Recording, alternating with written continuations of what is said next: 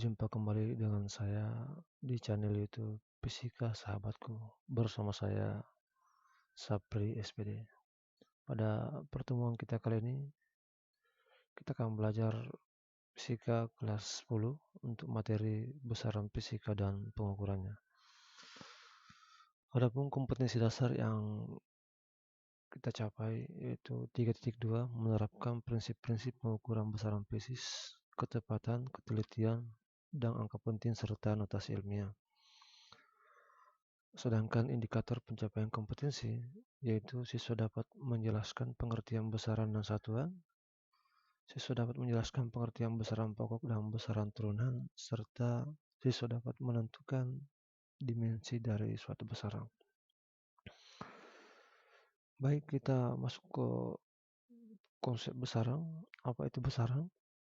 Besaran adalah segala sesuatu yang dapat diukur serta dinyatakan dalam bentuk angka dan biasanya juga memiliki satuan. Sedangkan satuan itu sendiri yaitu terbagi atas dua, yaitu satuan baku atau menurut sistem internasional, misalnya meter, kilogram, meter pangkat 2 atau meter bujur sangkar serta sentimeter kubik dan lain-lain.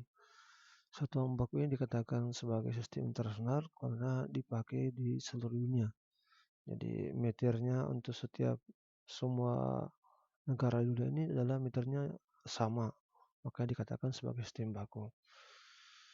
Kemudian ada juga satuan yang tidak baku dipakai mengukur tapi tidak baku. Sebagai contoh misalnya adalah hasta, depa, jengkal, dan lain-lain. Ini menjadi tidak baku karena setiap orang jika mengukur suatu benda menggunakan jengkal itu akan memiliki nilai yang berbeda karena ukuran jengkal setiap orang akan berbeda. Baik, jadi berdasarkan satuannya besaran terbagi atas dua, yaitu besaran pokok dan besaran turunan. Jadi ada besaran pokok dan besaran turunan. Apa itu besaran pokok? Besaran pokok adalah besaran yang satuannya telah ditetapkan terlebih dahulu, ditetapkan oleh para ahli. Sedangkan besaran turunan adalah besaran yang satuannya ditetapkan atau diturunkan dari besaran-besaran pokok. Sebagai contoh, beberapa besaran pokok dapat kita lihat pada tabel, yaitu adalah besaran pokok panjang.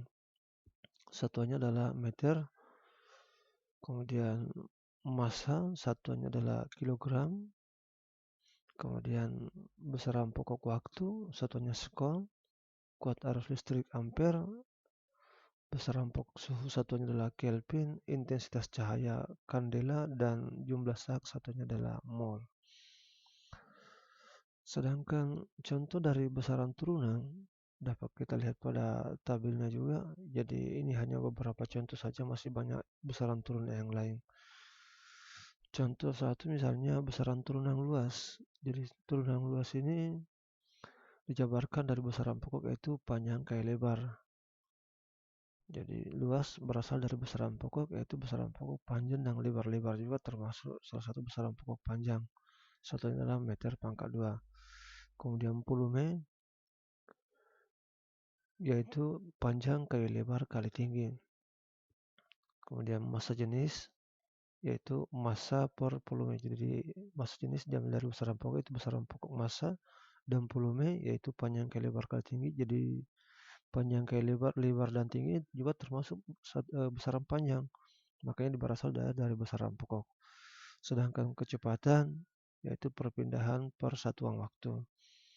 Ada lagi percepatan, ada gaya, usaha, tekanan, momentum, dan lain-lain sebagainya. Jadi masih banyak besaran turunan yang lain yang tidak disebutkan dalam tabel ini. Selanjutnya masuk di konsep dimensi. Apa itu dimensi? Jadi cara penulisan suatu besaran menggunakan simbol atau lambang dari suatu besaran pokok disebut dengan dimensi. Nah, beberapa besaran pokok yang memiliki dimensi misalnya panjang itu dimensinya L. Jadi biasanya kalau menulis dimensi itu diberikan tanda dalam kurung itu dalam kurung segi 4 L ini. Jadi ini diberikan segi 4 dalam kurun L, kemudian massa dimensinya adalah M, waktu dimensinya T, kuat arus listrik, I, suhu, intensitas cahaya dengan jumlah zat. Jadi masing-masing besaran pokok memiliki dimensi yang berbeda-beda. Nah, kita ambil contoh misalnya untuk besaran turunan dimensinya luas, kira-kira apa dimensinya luas? Nah, kita ketahui bahwa luas adalah berasal dari panjang kali lebar. Nah, panjang dimensinya L, kemudian lebar juga dimensinya L. Jadi luas L kali L berarti L pangkat 2. Oke, kemudian dimensinya volume. Sorry, ini bukan luasnya tapi volume. Volume sama dengan panjang kali lebar kali tinggi. Jadi volume panjang dimensinya L, lebar dimensinya L, tinggi juga dimensinya L. Jadi volume sama dengan L pangkat 3.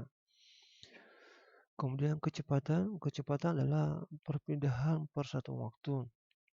Kecepatan berarti perpindahan adalah juga jarak berarti panjang berarti L, kemudian waktu dimensinya adalah T berarti L per T.